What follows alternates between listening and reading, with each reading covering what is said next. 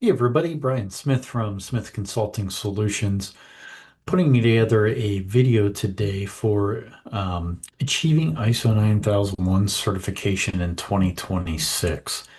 And I'm doing this video because if this is a goal for your organization, you really want to start planning now. Do not wait. So here's why. Number one, you need to budget for it. Okay, so a lot of organizations are doing their financial planning for next year. For those of you that have a fiscal year that follows the calendar year, and you want to budget this implementation project into that because there is cost associated with it, and you want to make sure that you capture that in your budget. Sales messaging. If you've been going after some strategic customers and you can now tell them that you are pursuing ISO 9001. That may help towards getting their business next year. If there's customers that you know that haven't been an option in the past, and it is because they required you to be ISO 9001 certified, if you budget for it and you have a plan for it, that gets you one step closer to getting their business. Um, and then operational alignment. Okay, so maybe your business has peaks and valleys throughout the year, so you may want to time this implementation of the system with those peaks and valleys because it may make the project go a little bit faster.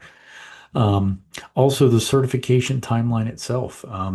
Depending on the size of your organization, if you have anything in place already, um, generally it could take 4 to 12 months. 4 months if you have stuff in place and you're a smaller organization, 12 months if you're a larger organization and you're starting from scratch. Okay. So, you want to make sure that you plan this accordingly from a leadership perspective and make sure that everyone is on board with what our expected timeline looks like. Customers won't wait, and that's kind of goes back to that sales budgeting aspect that I talked about, or sales messaging, I should say. Um, if you have a customer that you're going after, and you can tell them that you're pursuing ISO 9001, here's our plan to be certified, by June or whatever it is. That goes a long way. Otherwise, they'll go to your competitor. They're not going to wait, especially in today's environment.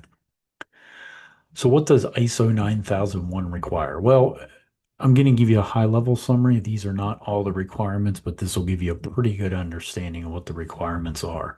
Um, Number one, documented information. The standard does require certain things to be documented. Evidence of process control and consistency through gathering data and performance feedback. Leadership involvement and accountability is a huge one.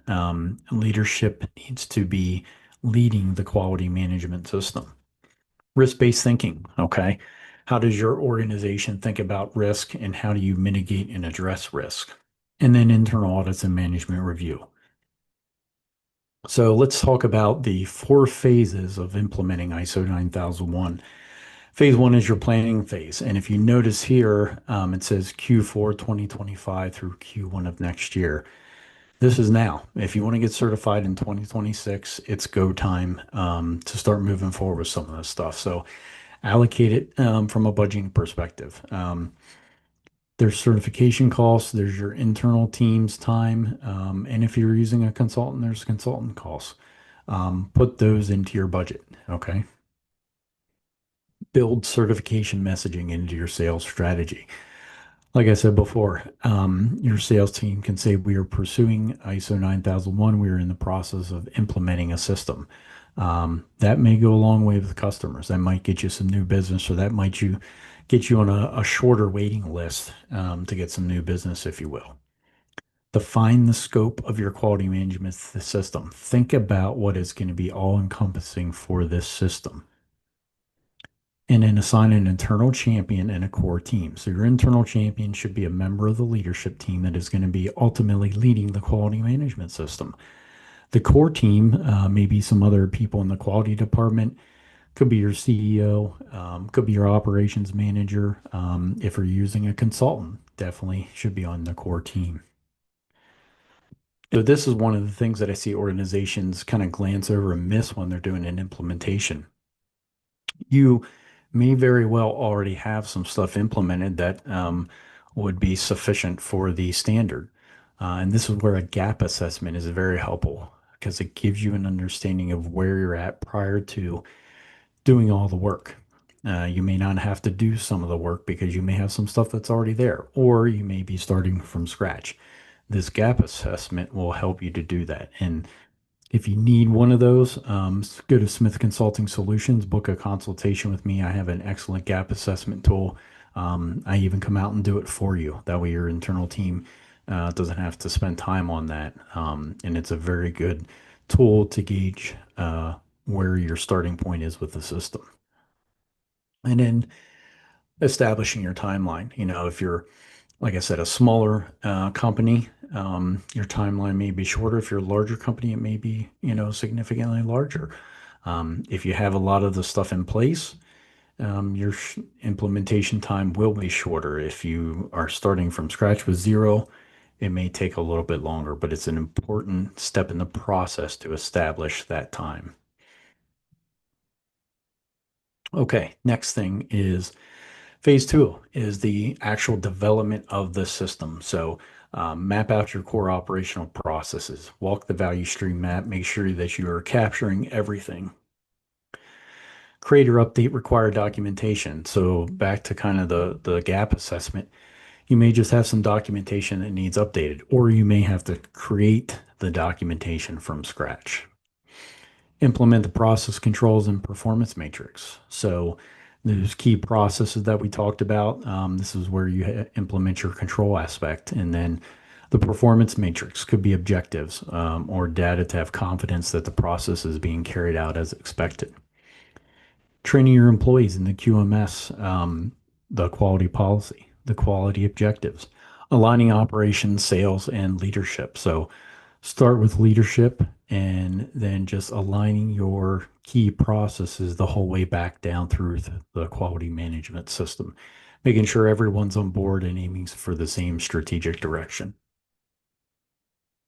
All right, phase three is the internal readiness. Okay, so conduct a full internal audit, perform the required management review, and identifying correct any gaps before the certification audit. So likely from your internal audits, if this is your first time, you're going to have a few corrective actions to do, and this is the chance to get those done and avoid a non-conformance in your certification audit. And then ensure records are complete and current. This is your last chance to make sure that all of your documented information and your records are up to date and current before you have an outside registrar take a look at your system. Stage four is the certification process. It begins with a stage one audit. It's a high level document and readiness check. Okay. And when I conduct these as an auditor, I look at them from two vantage points. Number one, it gives me the confidence that the organization is ready to move forward with the stage two audit. And number two, it's used to give the organization confidence that they are ready to move forward with the stage two certification audit. So it's a dual purpose from my perspective.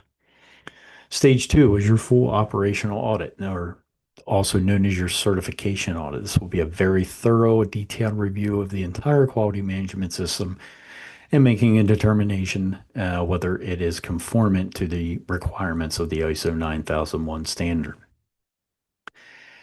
If you get any nonconformities from your stage two audit, this is where you will get those addressed because they have to be addressed before you can become certified. And once you are certified, then you can follow back up with that sales team and make sure that they are pushing out the information that you are now certified.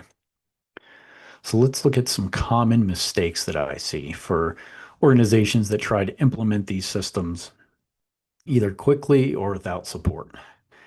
Number one, waiting too long to start the process. So if you know you're going after some new business and you know that they're going to be requiring you to be ISO 9001 certified, don't wait until you get in the room with them and want to provide them with a proposal. Okay. communicate with them, let them know that you're pursuing ISO 9001, you're going through the certification process, but that you're not certified yet. Don't say that. Or just waiting to the end of the year. If you want to go after some new business in 2026, don't wait until October to try and get a system implemented and get certified, knowing that you want to have the business in place in 2026. Okay, start early. Leadership not engaged. So members of the leadership team should be on the quality management system implementation team, and they need to be actively involved. Okay, this should not be a scenario where leadership says, get certified, hands it off to the quality department, and let us know when you're certified. That's not the way this works. I've seen it done that way, and it never ends well. Over documenting the system. This is probably one of my biggest pet peeves. There's a lot of consultants out there that will give you a documentation binder and say good luck. There's a lot of consultants out there that will want to over document everything. When I implement systems, I coach my clients that we will implement the minimum requirements of the system. And if you, as your organization, is unique, need anything above and beyond that, we will do that. But we're not going to give you a burdensome documentation system that is unmanageable. Weak or inconsistent internal audits. So a lot of times this comes from your internal staff. Okay, you send them to internal auditor training and you say they're competent to do audits, but oftentimes they are not. Sometimes they are not fully independent. They're not acting in an unbiased manner, or they don't just have the experience and knowledge to do them. A consultant brings in an external perspective. They're also, in my case, experts in the standard. I carry the credentials for that. And that is a great way to get your internal audits done that add value. Inconsistent audits also come from your internal team being overloaded. They have too many competing priorities, they can't get them done. So they become inconsistent. And that is once again where a consultant like myself can help you establish consistency and value added internal audits. So if you want to get certified in 2026 for ISO 9001, the planning starts today. In 2025, okay, don't wait until the calendar flips over. Go to smithconsultingsolutions.com and schedule a consultation with me. Let's get a roadmap planned for your certification next year.